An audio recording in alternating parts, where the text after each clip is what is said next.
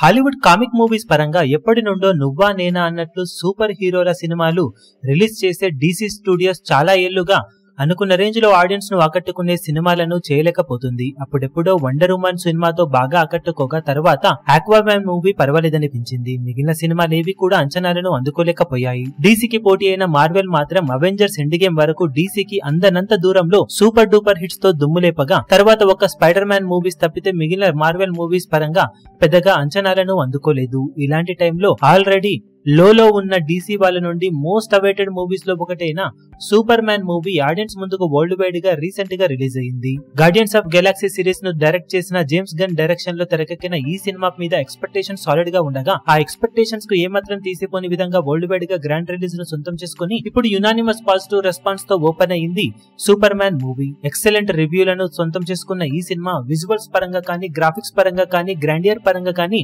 Super hero scenes పరంగా కానీ ఓ range లో సెట్ అయ్యాయని రీసెంట్ టైమ్ లో వచ్చిన one of the best super hero movie super man అని ప్రతి ఒక్కరూ చెబుతూ ఉండటం విశేషం. సూపర్ హీరోల సినిమాల్లో ఈ సినిమాకి వచ్చిన రేంజ్ రివ్యూలు రీసెంట్ టైమ్ లో ఏ సినిమాకు రాలేదనే చెప్పాలి. ఆ రేంజ్ లో సూపర్ పాజిటివ్ టాక్ తో ఓపెన్ అయిన ఈ సినిమా ఇక బాక్సాఫీస్ దగ్గర వరల్డ్ వైడ్ గా ఓ రేంజ్ లో కుమ్మేయడం ఖాయమని చెప్పవచ్చు.